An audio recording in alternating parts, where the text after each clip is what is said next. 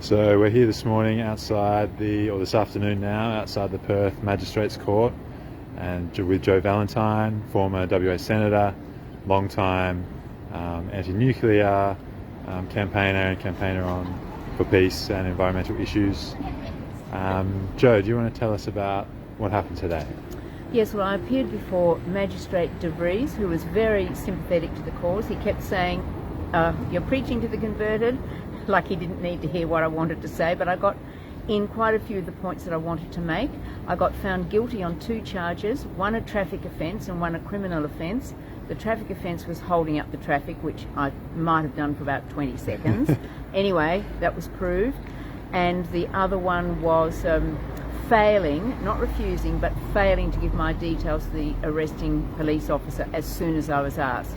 I said I had no intention of refusing to give my details, but the fact that I failed to do so immediately was enough to cause an arrest. But I thought it was worth a try to plead not guilty, because I thought there was reasonable doubt about both of those points. However, the magistrate found that I was guilty on both counts. But what I did manage to say was that the momentum is building. We have now governments on record, like the Federal Court, which found recently that Susan Ley, the Minister for the Environment federally, is in breach of her duty of care to future generations, and that the most extraordinary damage has been caused to future generations by decisions being made or not being made by the federal government. And of course we have our state government here continuing to give the go-ahead to fossil fuel polluting extractive projects. But the projects are now on notice from the International Energy Agency. They've said no more fossil fuel projects should be permitted anywhere on the face of the planet in order to reach that limit of 1.5 degrees heating.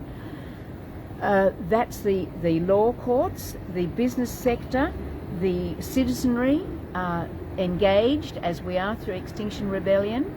And so it won't be long before governments actually have to take notice. So everybody is on notice, well and truly. And we've got such little time left. And I was talking about future generations, and the magistrate got that. He kept on referring to our age, because he was nearly my age. And I asked for community service instead of paying a fine, and there was quite a bit of debate about that. So I'm going to try that out, maybe. But it was a sympathetic hearing, and I could also say that the police acted, politely and with restraint, and I think they were there to protect our right to protest. So it's important for people who are prepared to commit civil disobedience to know that and to have respect for the law enforcement authorities. But basically we're trying to get to the government, the government keeping on doing the wrong thing. That Woodside project at the Burrup Peninsula is so disrespectful of Indigenous culture. It's the oldest art gallery in the world, and it's being damaged by these extractive industries, and they're giving more and more license to them. So part of what I didn't get to say was that I wish the new Minister for the Environment, or for Climate Change, I think it's called Sanderson, yeah. Minister Sanderson, yeah. I wish her well, but is she going to be able to actually do anything? Is she actually going to be able to change any of the decisions the government's making? I would hope so, but I'm not holding my breath about that. Yes. And you called today in the court, you called your act an act of holy obedience. Yes, because I think there's the laws of nature are higher than the laws person-made, which allow this destruction to occur, which is going to have terrible consequences for future generations. And one thing I did want to say was, I've got 2 little grandchildren. What's it going to be like for them when they're my age? What's it going to be like for their grandchildren? We might not have a livable planet by then. Yeah. I can remember hearing David Suzuki, famous Canadian scientist and a media person, saying in 3 separate decades at UWA here, we've got just this decade to turn it round. He said in the 70s, he said it in the 80s, he said it in the 90s. I mean, we have probably reached the runaway feedback loop, and so I'm very concerned about the ramifications for the future. Yeah. So is there anything you would say to people who are watching this now who might be there's a number of people watching who might be inspired by what you've done? Do you have a message for those people? I hope that people will have the courage to keep on getting out there.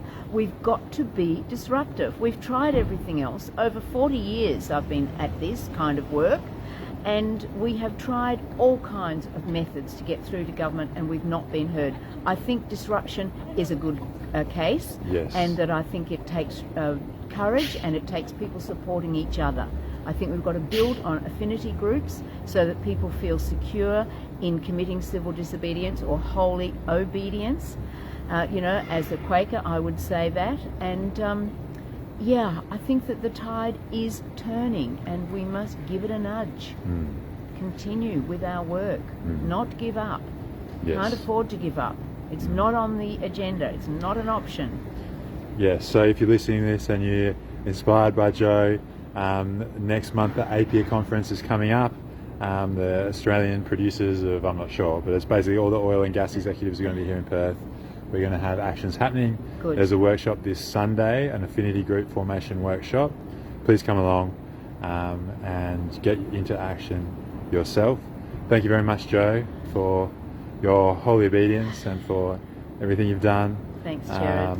There's comments coming through. Much love from Lou Skinner. I remember the last time we were outside this building together after our row 8 arrest, so it's not your first rodeo. No. Okay. Yeah. Oh, well, that's good. Yeah. I'm glad. If people are tapping into it and getting the idea that, this holy obedience is a way forward. And I think if the courts were clogged, I don't really want to waste police time. I don't want to waste the court's time, but I think this will come to the point where the magistrates en masse might say to the government, for God's sake, what are you doing? Our time is being held up by these people committing to civil disobedience. Yeah. So we want more of it. And the magistrate did say a number of times, didn't he, that he said, I see things exactly the way that you do. Yes, That, he did. You're preaching to the converted. Yeah.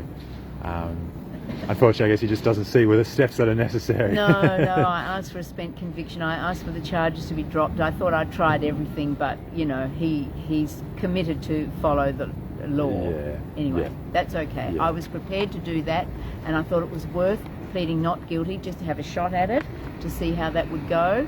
It didn't go fantastically well in terms of outcomes, but I still feel as though I've had my day in court, Yes. so that's good. And it was inspiring to hear what you had to say. So Okay. thank you very much. Thank you. All right. Bye-bye.